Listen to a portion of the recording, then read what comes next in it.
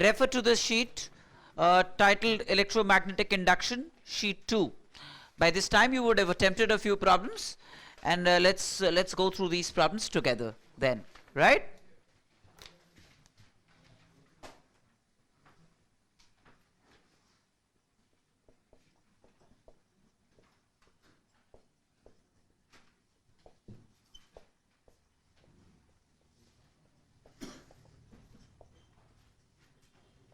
Sheet 2.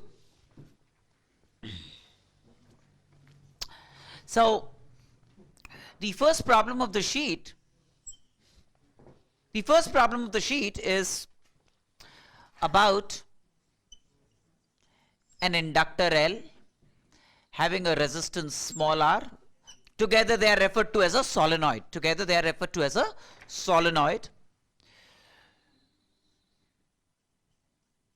With a resistance R connected like this,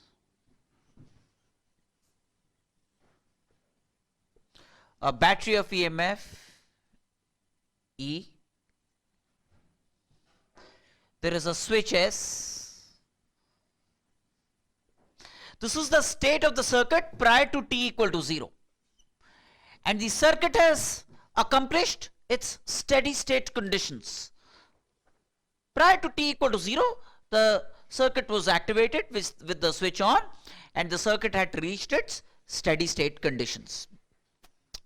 Which means, just about at t equal to 0, on the transition of a change, well, up to t equal to 0, you can imagine that this behaved like zero resistance, and this EMF dropped across this, and the current through this branch would have been E by small r.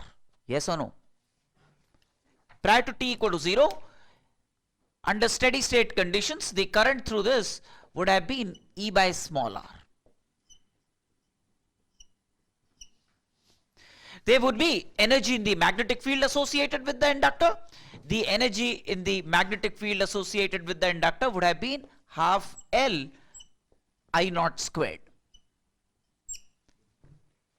Right? The current in this branch would have been E by capital R, and the current through the battery would have been E by small r plus E by capital R would have been the current through the battery. Now, at t equal to 0, this switch is opened. Deactivated. Once that is done, the current in the resistance will die out instantly, right? That's the property of a resistance. The current in the resistance capital R will die out instantly, but the current through the inductor will decay gradually, right?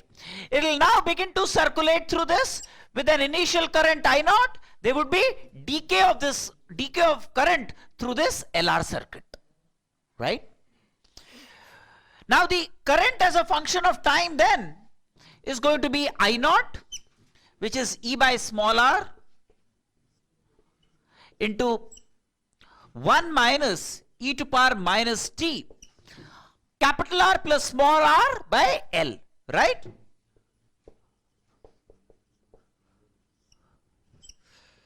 That's the current time characteristic for t greater than 0. For t greater than 0, this is how current time characteristic look. Clear?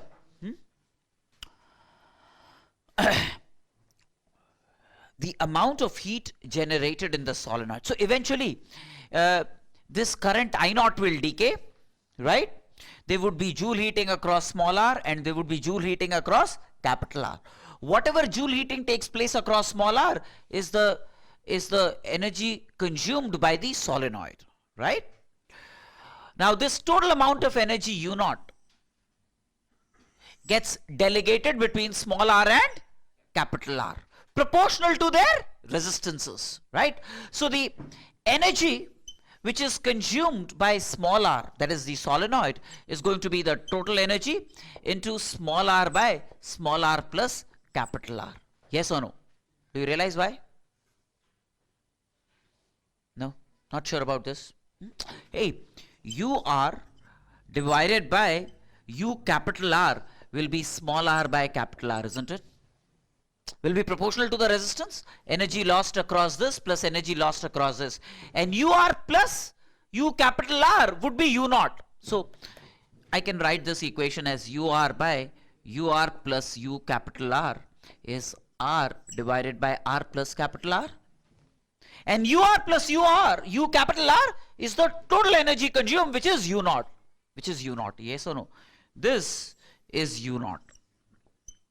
So U across small r would be U naught into small r by small r plus capital R. U across capital R will be capital R by small r plus capital R into U naught. U naught is the total amount of energy dissipated as joule heating across small r and capital R, proportional to their respective resistances. Clear? Is that okay? Let's look at the next problem. Okay, is there any other part to the problem? No. Can I wipe this off?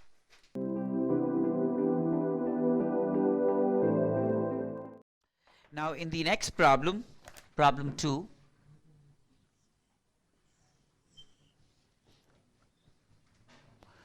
we have two inductors L1 and L2.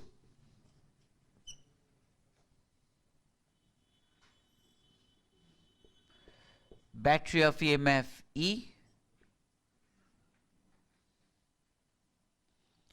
with a resistance capital R and say a switch here.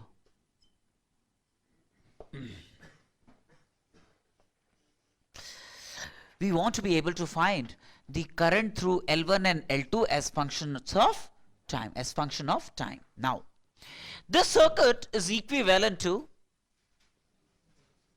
a L, which is two inductors in parallel, L1, L2 by L1 plus L2,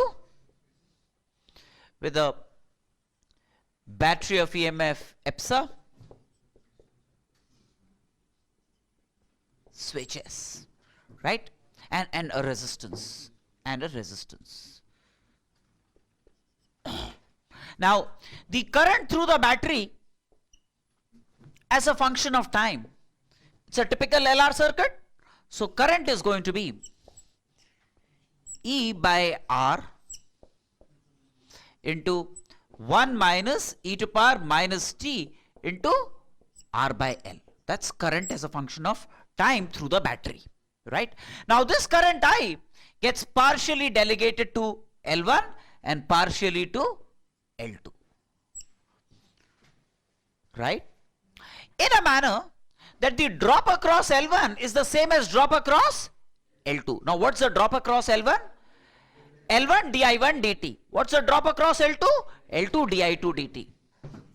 So which means L1 di1 dt is L2 di2 dt.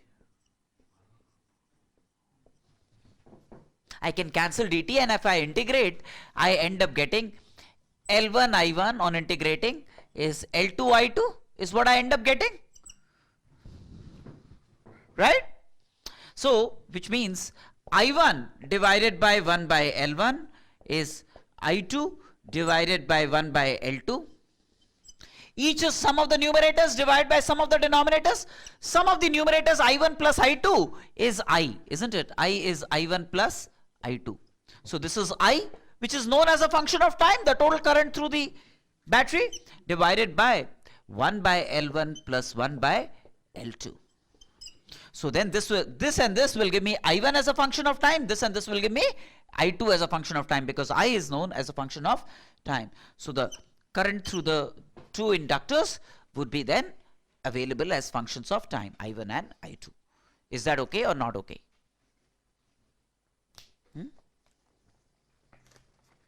Let's look at problem 3.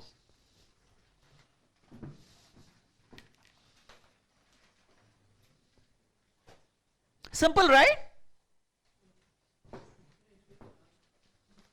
This. L1 I1 is L2 I2, so I1 by 1 by L1 is I2 by 1 by L2, right? And this comes from here. I cancel dt and I integrate both sides, so L1 I1 is L2 I2. And then from here, I1 by 1 by L1 is I2 by 1 by L2.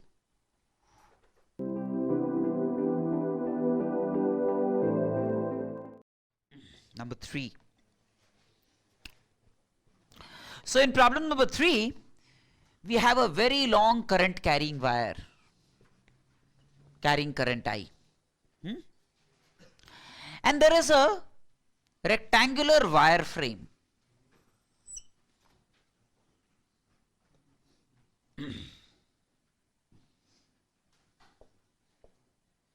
A, B, C, D. This is a rectangular wire frame, A, B, C, D, having an inductor L here, and a connector, a movable connector which can move with respect to the wire frame with a resistance capital R. Designate this as PQ. PQ is the connector. The dimensions are, this is A units and this is A units.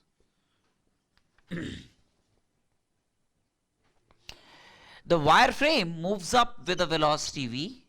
The wire frame moves up with a velocity v, and the connector moves with a velocity 2v. The connector moves with a velocity 2v. And this length is known to be small l.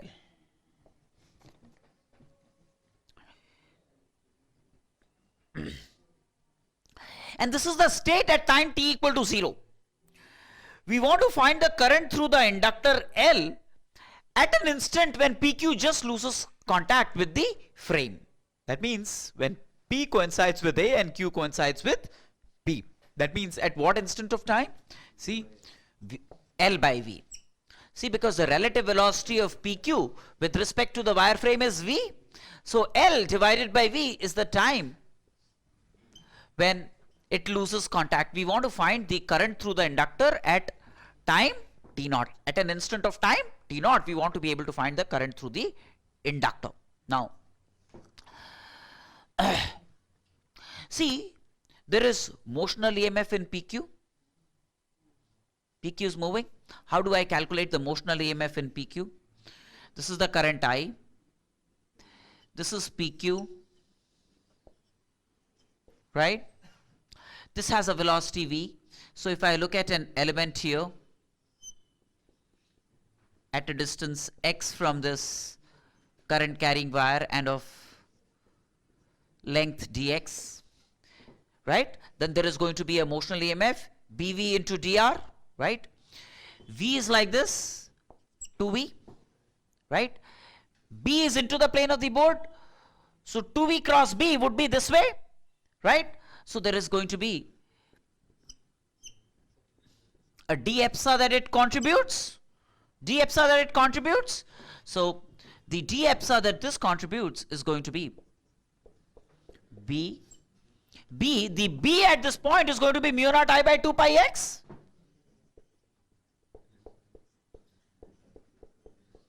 Into velocity 2v, bv into length L, which is dr, dx. That's the, yes, confusion.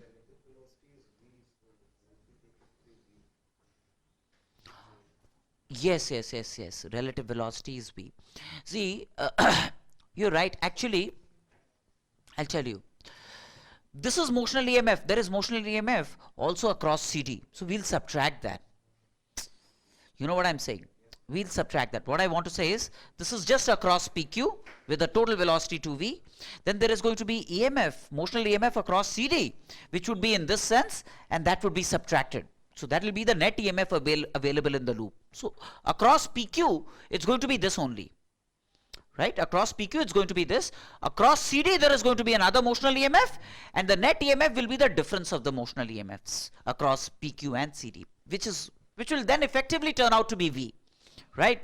So that's emotional EMF across PQ. Sum of all of this, where X runs from A to 2A, right? So, which is mu naught I by 2 pi X log 2 into 2V. Mu naught I by 2 pi, mu naught I by 2 pi, 2V into log X, which is log 2A by A, which is log 2, right? That's the motional EMF across PQ. And the sense of this motional EMF across PQ is this. EPSA across PQ is directed this way, right? And then there is going to be EPSA across DC, which would have this as the polarity, right? And PQ and DC are the same, except that instead of 2V, you will have V for DC. Yes or no? So EPSA across DC is the same as EPSA across PQ, except that this 2V would have to be replaced by V. All other calculations will remain the same. So that's going to be mu naught I divided by 2 pi log 2 into V. That's the motional EMF across DC. And do you realize that the net EMF would be like this? EPSA PQ minus EPSA DC is going to be the net EMF in this loop, right? So this will serve as an effective battery. EPSA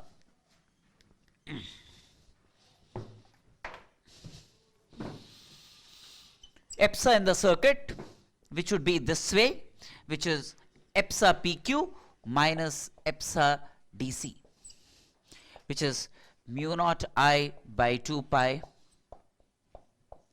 log 2 into V. That's the motional EMF, net motional EMF, right? So then this is a typical LR circuit, with this being the EMF of the effective battery. Then the growth of current in this LR circuit is going to be, I will be EPSA, which we have already computed, divided by the resistance R into 1 minus e to power minus t into R by L.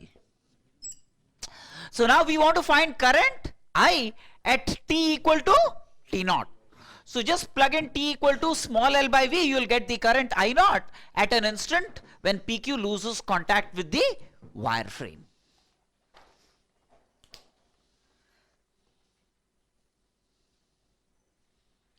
Right?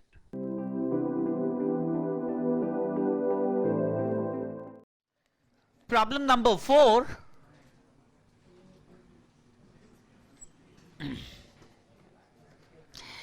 Is a circuit of this kind.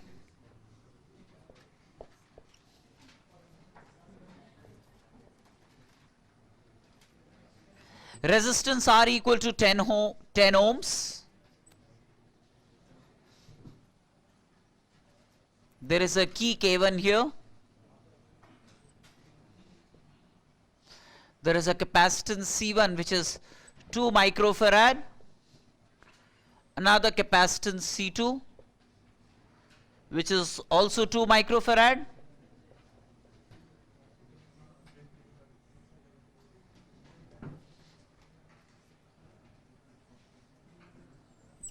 There is an inductor L which is 0.2 millihenry.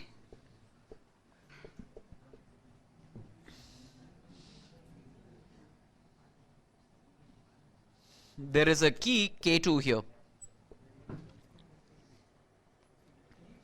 Now, so very clearly there are two entities in the circuit.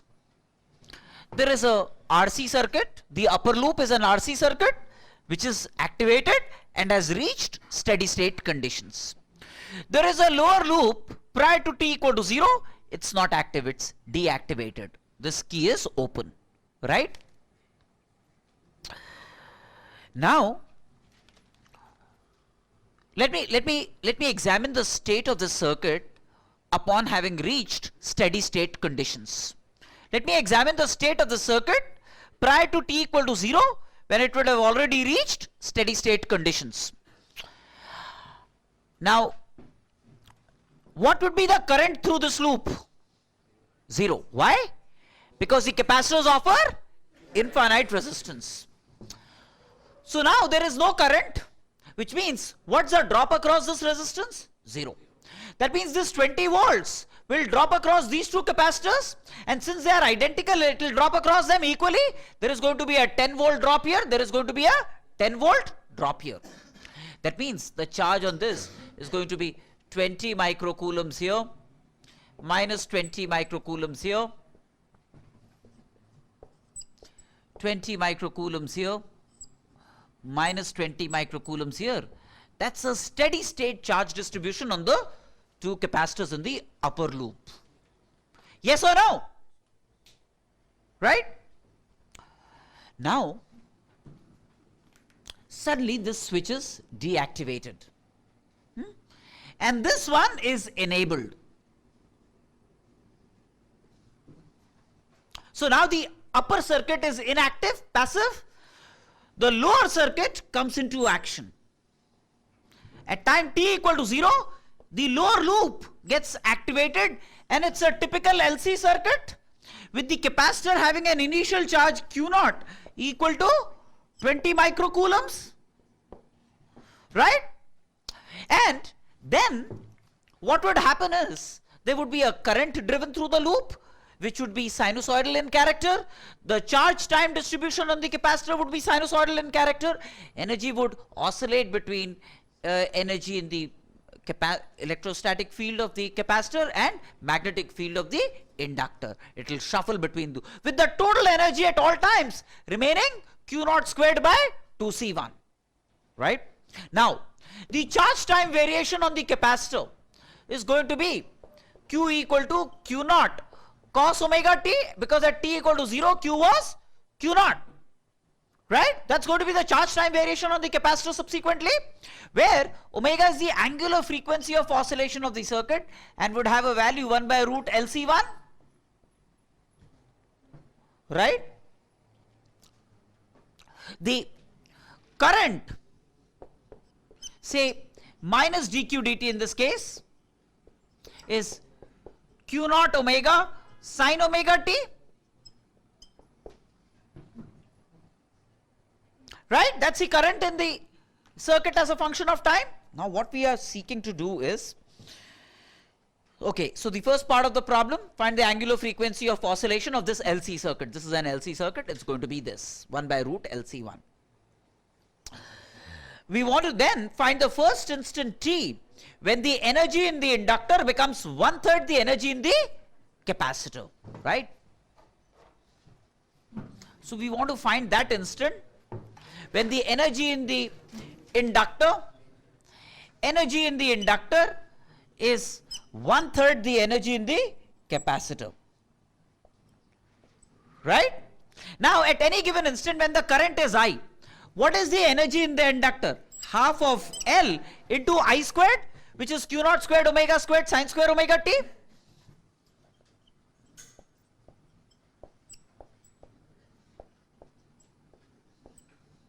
Is 1/3 Q0 squared by 2C1, that's the energy in the capacitor, Q squared by 2C1, Q squared by 2C1. So Q0 squared cos squared omega t by 2C1. Yes or no? This gets cancelled, Q0 squared gets cancelled. Now realize that omega squared L into C1 is 1. Omega squared L into C1 is 1, right? So this omega squared L into the C1 turns out to be 1. So that gives me tan omega t is 1 by root 3, right? T then, omega t then is pi by 6, pi by 3, pi by 6, yes, pi by 6. T then is pi by 6 omega. T then is pi by 6 omega. Omega is 1 by root LC1. Yes or no? At this instant of time, the energy in the inductor will become 1/3 the energy in the capacitor. Yes. Charge on the plates of the capacitor at that point of time? Well, omega t is pi by 6. So plug in omega t is pi by 6 cos 30 degrees. So q naught root 3 by 2. Q naught root 3 by 2. Omega t is pi by 6. So q naught cos 30 degrees. So that means q naught into root 3 by 2 would be the charge on the capacitor at that instant of time. Clear?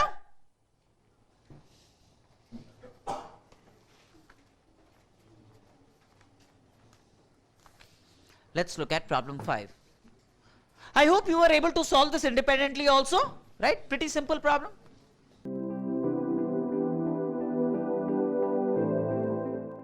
Now, problem number 5.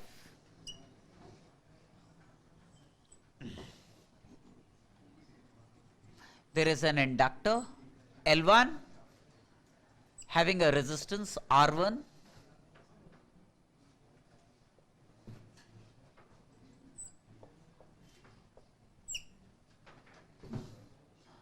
There is another inductor L2 having resistance R2.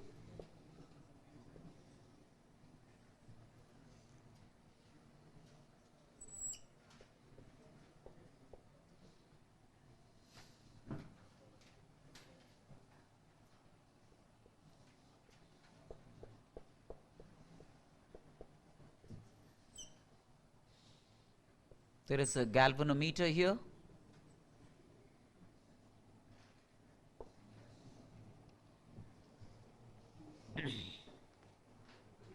Okay. Now, what the problem seeks from us is, when this switch is activated, at all times the galvanometer will show zero deflection. What should be the condition connecting L1, R1, L2, R2, R3, R4 such that the galvanometer will show zero deflection at all times? Now, galvanometer showing zero deflection at all times means no current through the galvanometer. That means the potential here must be equal to potential there at all times, right? That means this point and this point must be at the same potential at all times, right? Now, and that should happen starting from t equal to 0 up to steady state conditions. This is what is being, okay. Now, suppose the current here at an intermediate instant is I1 and the rate of change of current is di1 dt. At the same instant, let's say the current here is I2 and the rate of change of current is di2 dt.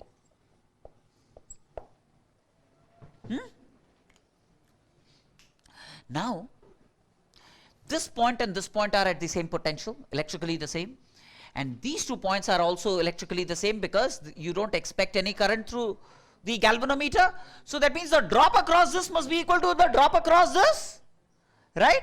The drop across, what's the drop across this? Drop across the inductor L1 di1 dt plus I1 R1 must be equal to L2 di2 dt plus I2 R2, right? So the drop across the L1 di1 dt plus I1 R1 must be equal to L2 di2 dt plus I2 R2. That's one thing. That will happen always. And now when current I1 comes to this junction, it will go undeviated to R3. When current I1 comes to this junction, it will go undeviated through R4. I2, right? Now, these two are electrically the same. These two are electrically the same. So the drop across this must be the same as drop across this. What's the drop across this? I1 R3 is I2 R4.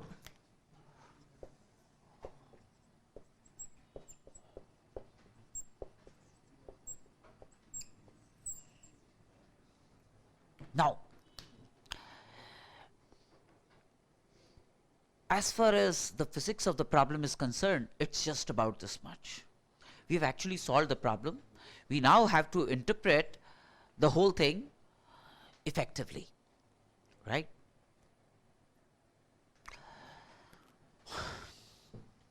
The first thing that we can do is between I1 and I2 we can eliminate one of them. Say I can eliminate I2. This I2 I can write as I1 R3 by R4. I could do that.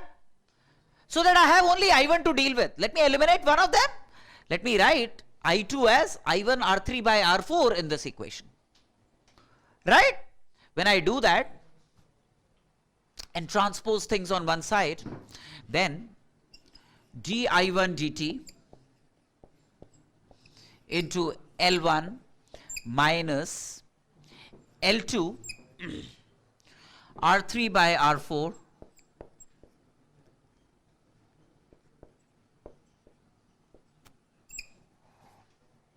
equals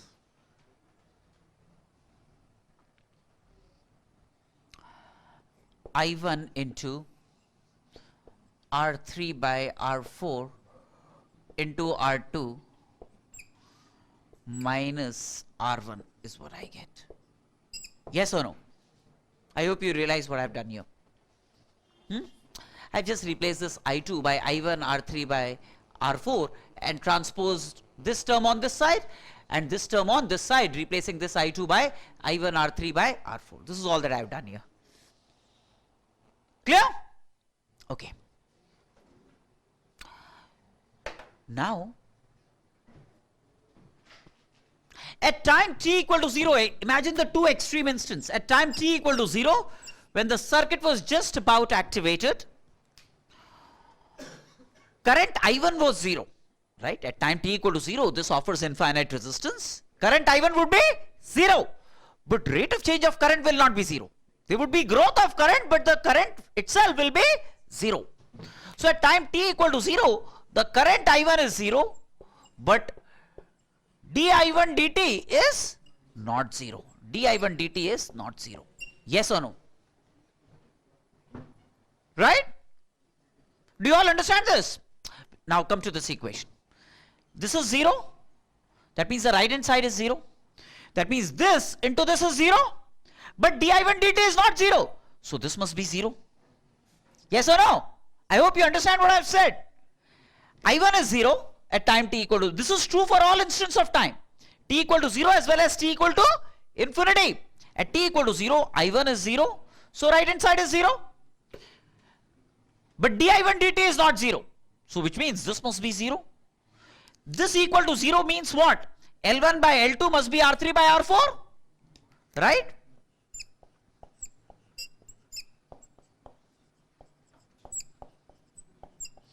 I hope all of you understand this part. So that's t equal to 0. Let me imagine the other extreme. Steady state, t very large. Now, when t is very large, steady state, that means there would be no further growth of current. dI1 dt will be 0, but I1 will not be 0. Right? I1 will not be 0, but dI1 dt will be 0. Yes or no? Right? So, if dI1 dt is 0, left hand side is 0. I1 is not 0. So that means this must be 0. If this is 0, it would mean R3 by R4 must be equal to R1 by R2. So R3 by R4 must be equal to R1 by R2.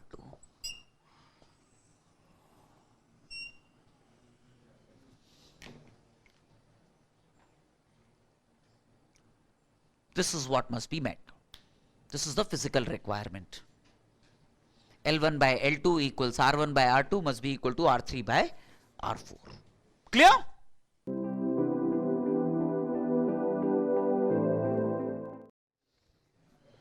Number 6, very simple, 4 ohm resistance, 5 millihenry inductance, 6 ohm resistance,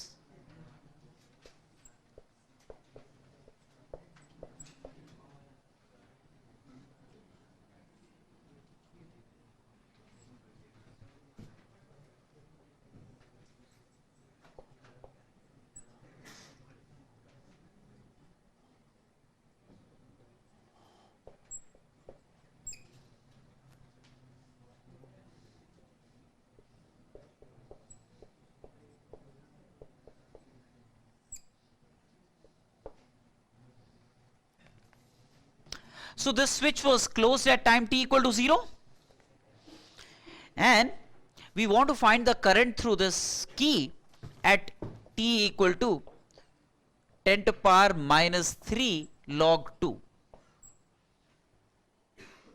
Very simple. See, this is our RC circuit in which current flows as a function of time, right?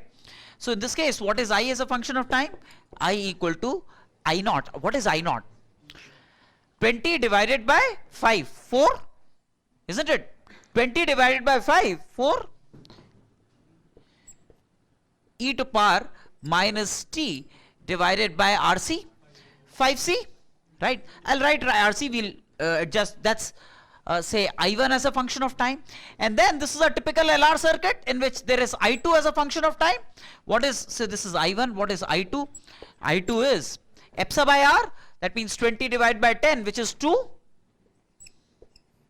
1 minus e to power minus t into L divided by this R, right? This is R1 for this, say, minus t into R1 divided by L. Where what is R1? R1 would be 10. So all that you need to plug in is t equal to 10 to power minus 3 log 2 here, and t is 10 to power minus 3 log 2 here, and find I1 plus I2 at that instant of time. That's all, isn't it? Plug in the value of t, 10 to power minus 3 log 2 in both these equations, and obtain I1 and I2. Clear?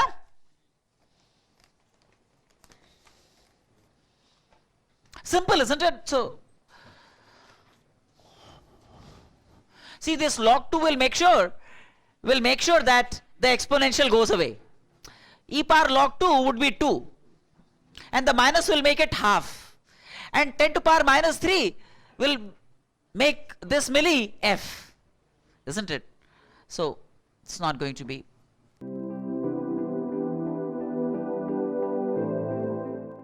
Number 7,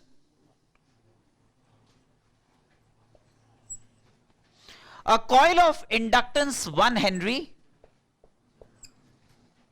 and negligible resistance is connected to a source of supply whose voltage is given by 40 volts. That means varying with time. If the voltage is applied at t equal to 0 and switched off at t equal to 4 seconds, we want to find the energy stored in the coil. So the coil at any given instant of time will have drop 40 volts, right? Because this is the source which appears entirely across the inductance. So that means across the inductance, if I is the current at any given instant of time, then L di dt would be 40. That's what happens across the inductance, right? L is 1, so di dt would be 40 dt. Integrate both sides. At t equal to 0, current was 0, right? It offered infinite resistance. And at time t equal to t, let's say t equal to how much? T equal to 4 seconds. Let's say current became I naught. So you would know I naught from this. This will be 2t squared. T runs from 0 to 4. So I naught is known. So the energy stored in the inductor would be half of L I naught squared. I naught is known from these considerations at t equal to 4 seconds.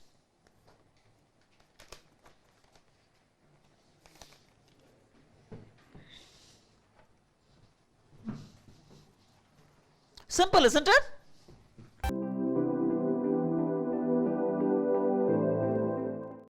A circuit contains an inductance. A circuit contains an inductance L, a resistance R, and a battery of EMF epsa. The circuit is switched on at time t equal to 0. The charge flowing through the battery in a time constant tau. What is tau for a LR circuit? L by R. L by R is tau. That means in a time t equal to tau, what is the charge flowing through the battery? So all that you need is current at any given instant of time. That's going to be epsa by R, 1 minus e to power minus t into R by L. That's current at any given instant of time t. The total charge in a given time would be integral I dt. T runs from 0 to tau. That's going to be the total charge flowing through the battery. Where tau is what? Tau is L by R. So easy integration with this limit will give you the total charge flowing through the battery in a time equal to one time constant tau.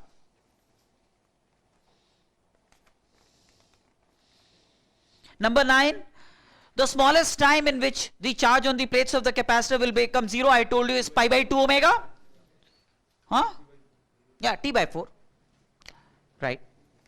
So omega is 1 by root LC. Omega is 1 by root LC. So pi by 2 omega is a result which I gave to you in the last class. Simple, right?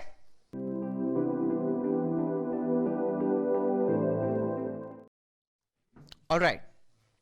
We want to find the potential difference between A and B when the current passing is 5 amps. Okay, so the first part of the problem, when the current passing is 5 amps, there is drop across this, which is 10 volts. Plus, what's the drop across this? 0, because dIdt is 0. What's the drop across this? Minus 10 volts. That makes it 0 volts, isn't it? When a steady current of 5 amps is passed, the drop across the inductor will be L dIdt, which is going to be 0 because dIdt is 0. The drop across this is going to be plus 10 volts. The drop from here to here is going to be minus 10 volts. So that makes it 0 volts. That's the first part of the problem. In the second part of the problem, current passing is 5 amps and it's increasing at the rate of 100 amperes per second. It's increasing at the rate of 100 amperes per second, right? Then what's the total drop? Then the total drop from A to B, the drop across the resistance will still be 10 volts. Plus L dIdt would be the drop across this. So 10 into 10 to the power minus 3 Henry into dIdt, 100. That's the drop across this. And the drop across this is going to be minus 10. So the drop across the whole thing would be this much, 1 volt. 1 volt would be the drop. Yes or no?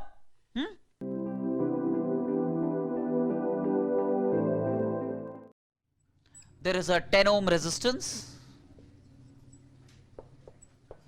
There is a 10 millihenry inductance. There is 5 volts like this.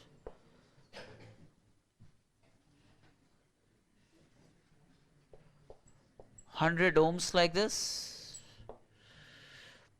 Under steady state conditions, we want to find the current through the 10 ohm and the 100 ohm resistance. Under steady state conditions, we want to find the current through the 10 ohm and the 100 ohm resistance. Okay. See,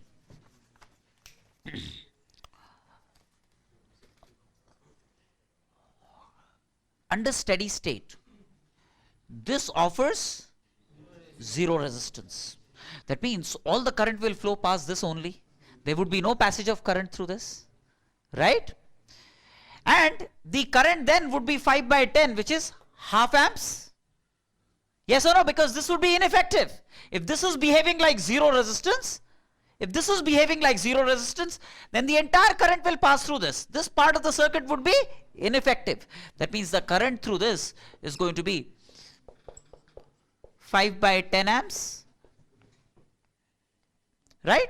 So this entire current passes through this and the 10 ohm and 0 current through this. That is what happens under steady state conditions. Clear?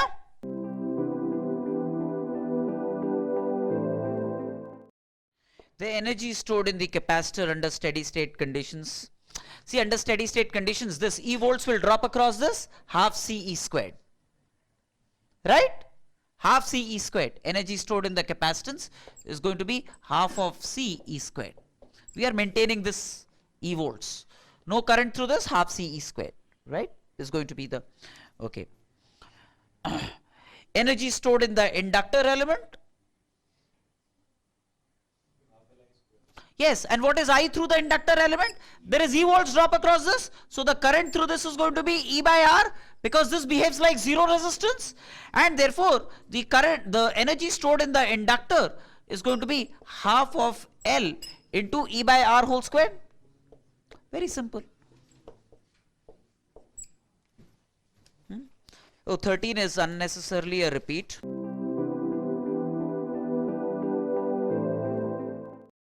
number 16. All the best, huh? Problem number 16.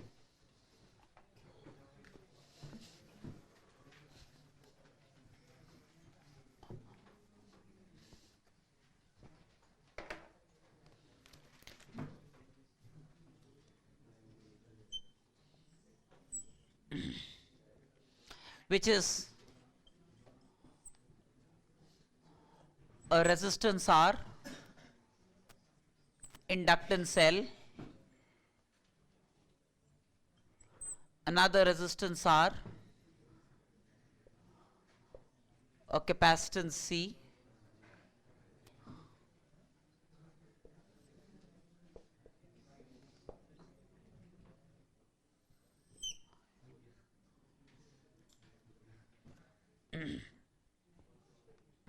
now in this circuit they say the current in the battery rises instantly to its steady state value E by R. We need to show that R must be square root of L by C if this happens. Now a funny little thing, you know, how can it rise instantly to its steady state value? Okay, look at two parts of the circuit. This is current I1 at any given instant of time, this is current I2, and this is current I flowing through the battery, which is going to be I1 plus I2.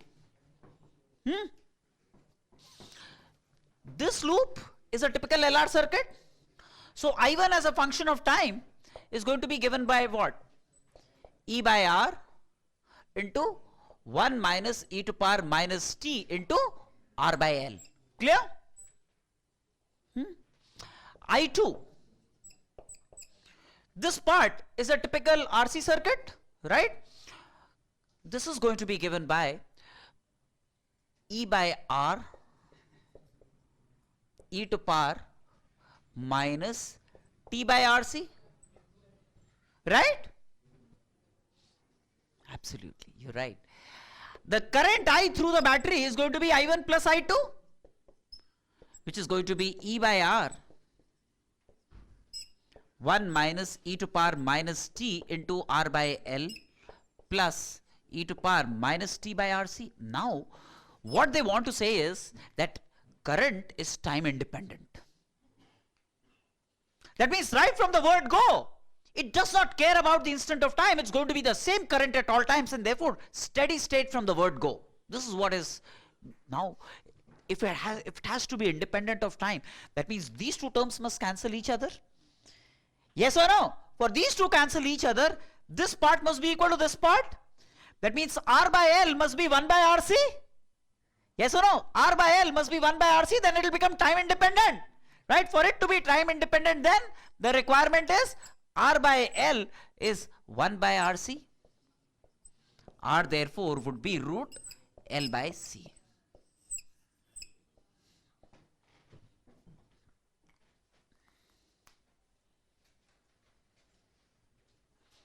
Right?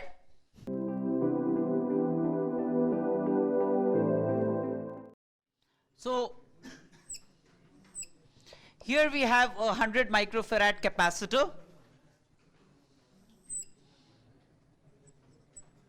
and L equal to 10 Henry.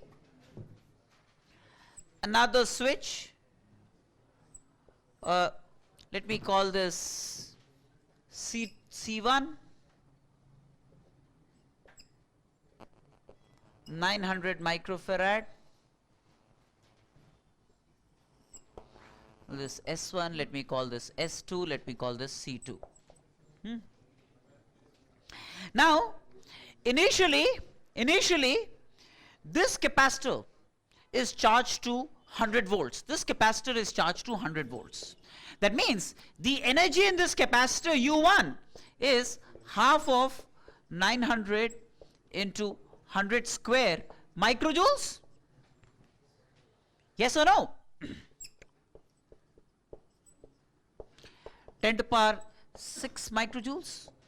4.5 into 10 to the power 6 microjoules. Yes or no? Right? That's the energy in this capacitor. Now, what is done is, for T1 seconds, this switch is activated for T1 seconds. For T1 seconds, this loop is made active. Right?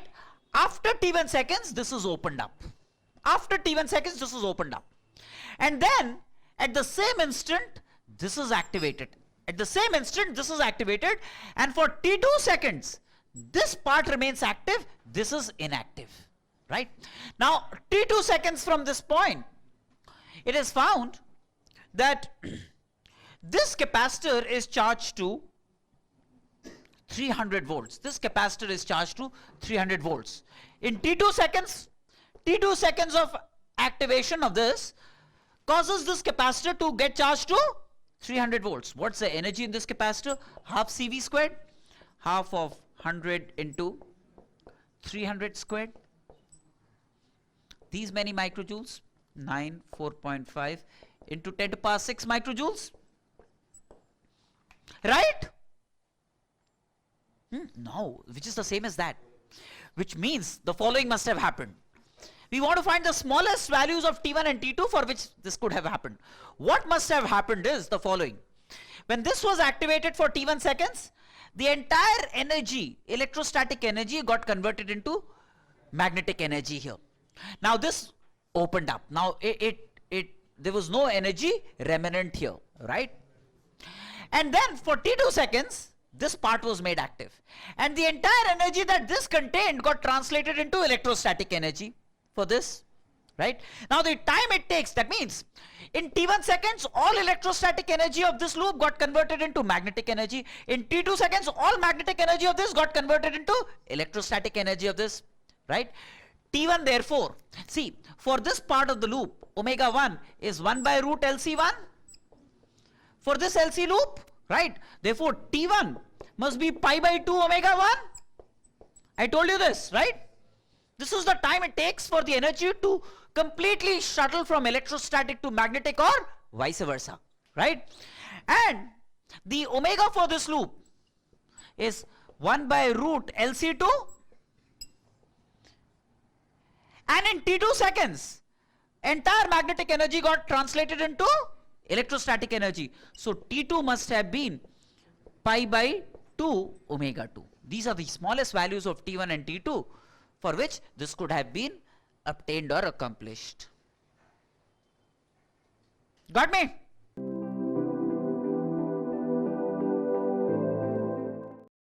There is a rod which is hinged at A, say. This is the vertical direction, G. And there is a horizontal magnetic field to which this entire thing is exposed. The rod is of mass m, length L, and can rotate in a vertical plane about O. So call this O. A horizontal magnetic field is applied. We want to find the maximum electric field that ever can be produced inside the rod. Now for the rod, see, while it swivels about O, it develops an omega, right? Now if I look at an element here at a distance x, if I look at an element dx, right, there is going to be the velocity of this element is going to be omega x, right? The EMF that is generated in this element, d epsa, is going to be bv into dx, is going to be the EMF contribution of this element, bvr. The electric field is going to be d epsa dx. The electric field is going to be d epsa dx, isn't it? Rate of change of potential with x. So the electric field at any given x is going to be d epsa dx. Rate of change of potential, which is bv, right? Where v is x omega. V is x omega. Now, one thing, for a given omega, E will be maximum when x is L. Maximum possible value of x is the length of the rod. So for a given omega,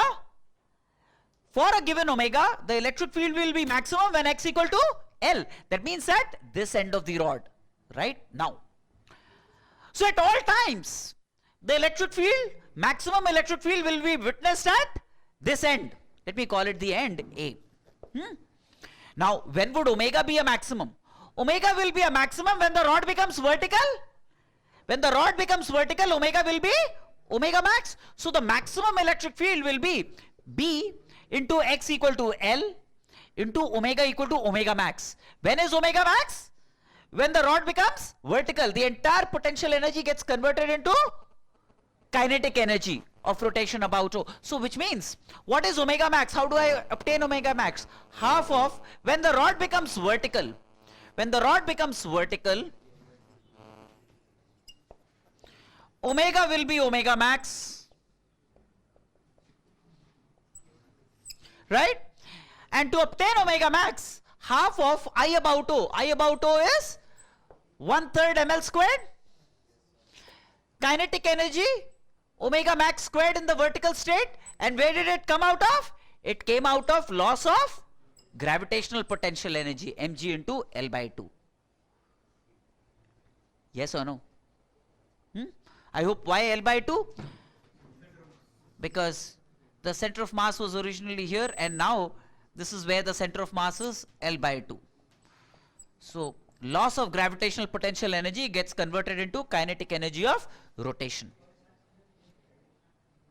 Right? So you know omega max. So E max would be B into L into omega max. That's going to be E max. E max is going to be B into omega max obtained from here into X max, which is L. Got it?